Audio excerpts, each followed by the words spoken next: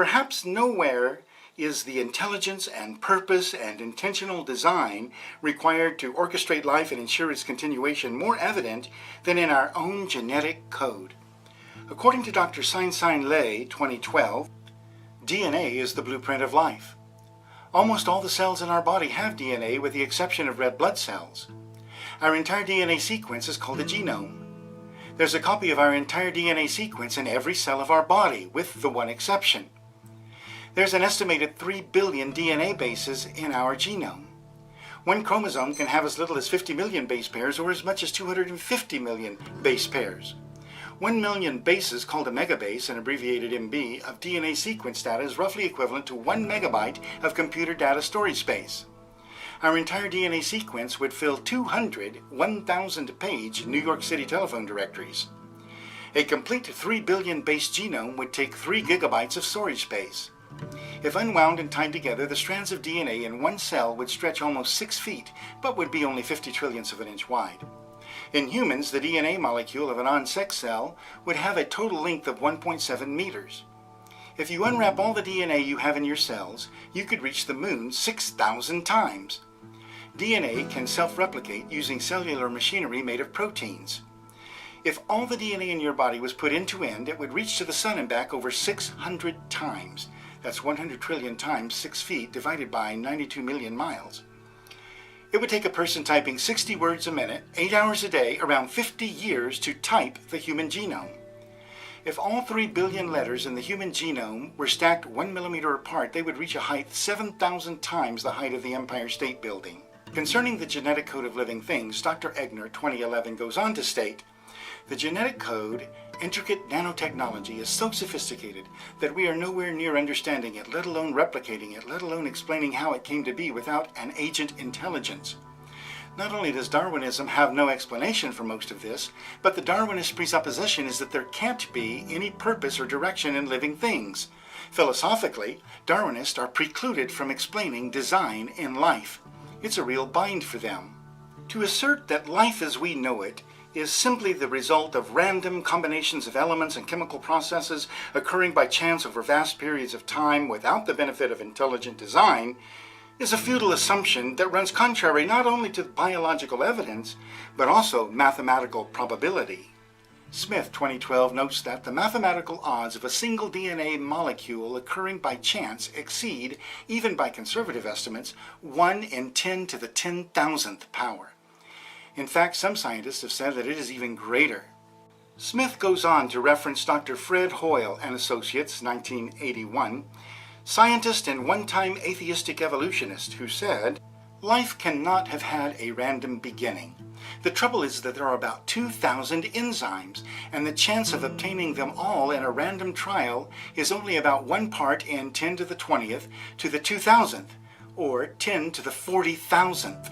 An outrageously small probability that could not be faced even if the whole universe consisted of organic soup."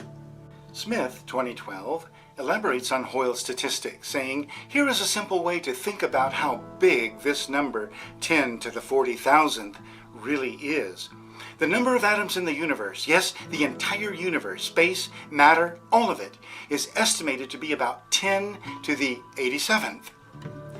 As Smith relates, Hoyle, 1981, also noted that the enormous information content of even the simplest living systems cannot, in our view, be generated by what are often called natural processes.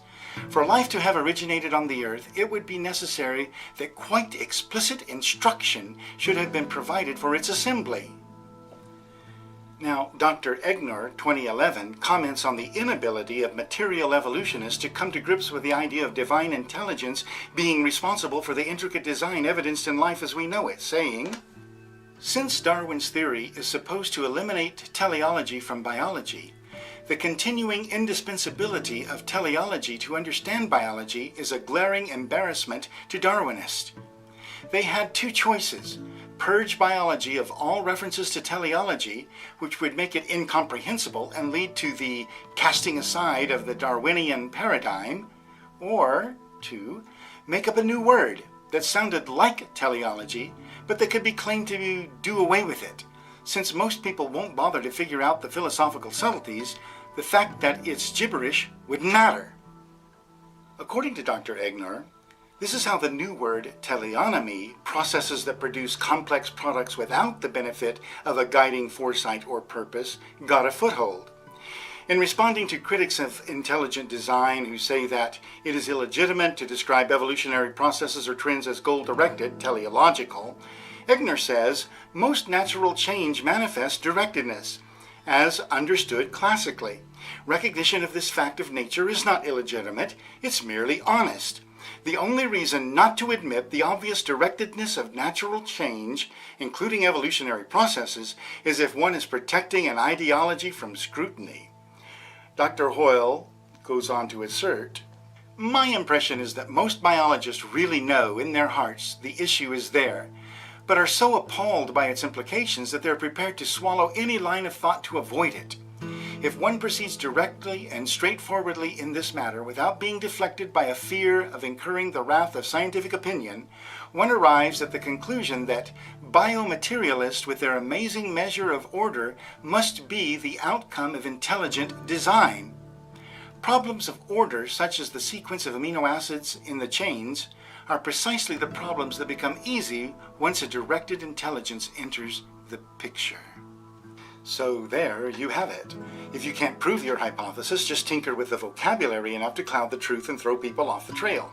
Get people to thinking about the teleonomy, the processes that produce complex products, rather than about teleology, the intelligence or purpose or reason for the production of complex products.